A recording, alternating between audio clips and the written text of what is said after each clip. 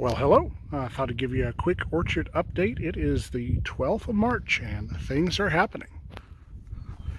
So this is our St. Edmunds russet. It got just a little bit of a trim. I pruned all the trees yesterday. On the first scaffolding branches, it's really only got one down here, which is not ideal, but we'll deal with it. We trimmed that off just to make it a little bit more girthy and stronger. And then second scaffold, we've got three. And then again, another quick trim there. Not a whole lot on that one. This is St. Edmunds russet, golden russet. Golden russet. It was a goldeny russet.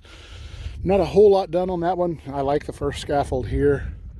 And then pretty tall. I don't think that one's going to compete for the central leader, but we did trim those a little bit. Expect to see some blooms on that. It was nice and warm yesterday. The bees are active. It was like 73 here. It's cooled down quite a bit.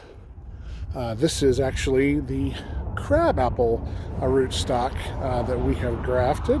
So we did cleft grafts on these, and excited to see if these pop. This is a red astrakhan, another red astrakhan, black gilliflower, also known as sheep's nose, black gilliflower.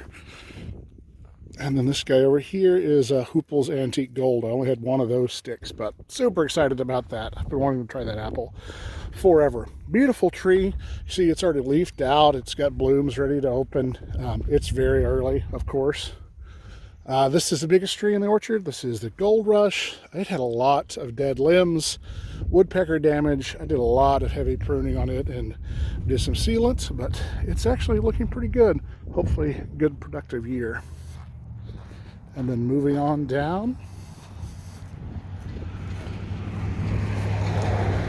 earliest of the full-size apples. You can see we're already at silvertip. This is a Williams Pride. These are usually late July, early August here in 7A. This is a nice tree. I just love seeing the silvertip stage here. It's pretty tall. I just like Williams Pride. The birds like it too, only downside. This is our Fuji, I believe. It's pretty early as well. Yeah, my tags are already fading, unfortunately, but Stark Super Red Fuji. Silvertip here as well, doing good. This is a very kind of upright growing tree, which is not my favorite, and it's pretty vigorous, but delicious apples. Probably the best tasting apples in the orchard. Bruce plums. These snuck up on me, and I didn't actually get to prune them before they started flowering out, but that's okay. I'm hoping we get some plums this year. See some limbs that definitely need to be pruned there. This is another Williams Pride. The tree is not quite as advanced as the other one. It's got a little bit of a funny shape, but the limbs are coming out at least.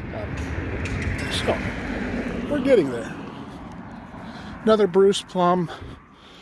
These originally were sold as self-pollinizing, but they're not. So due to that, we planted this Methley plum, which is a beautiful tree and should be delicious.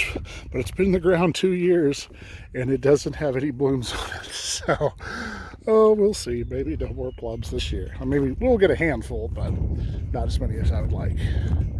We've got a Liberty here. It's got a downward growing branch that I don't like, but I didn't prune it just because it's kind of funky. Disease-resistant apple. This is an Enterprise. Big scaffold branches at the bottom coming out. This is the one that had the damage on it. You see I did apply that Tanglefoot trimming solution. That's hard and it's flexible, so hope that works well. Should get some apples off that tree this year. It was kind of biennial bearing last year, if I recall. And then this is a Carmen de Sonneville. I had too many scaffold branches in the first and second layer, and I cut a couple of those off. So hopefully it doesn't do anything harmful to it, but should be good apples on that one. This is a row of persimmons. We did some very light pruning on these just to kind of cut away some backwards facing branches. This one is chocolate. This is a Fuyu. That may be the oldest one. And this is an Izu persimmon. And then over here, this is actually an Arkansas black apple. Looks like it's doing pretty good. We planted this tree last year, actually, so happy about that. And then over here is another Izu persimmon. I think this was the last year planting as well, so pretty young still. And then, of course, we'll move on to the other section. So this is a Red Haven, sort of industry standard peach. Got some blooms on there. Pretty small, but we're blooming out. Maybe we'll get some peaches off that this year. This is the Liberty apple that we got that UPS crushed the tree in the shipping container. So it did survive, and we used it as a grafting experiment.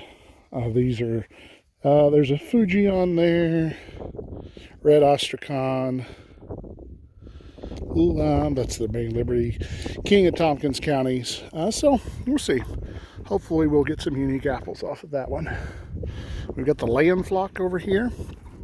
These are French black copper Morans and Buckeyes for brown eggs. They're good chickens. They've done really, really well. French black copper Morans, better layers, darker eggs, but I like the Buckeyes. They're kind of got the game look to them a little bit. This is a Indian blood or blood cling. Got some blooms on it. A pretty small tree, though.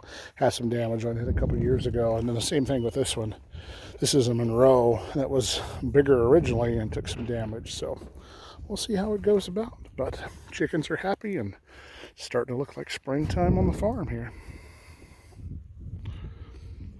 Here, chick. What are you doing, huh? I think Buckeyes are just a handsome breed. Here, chick.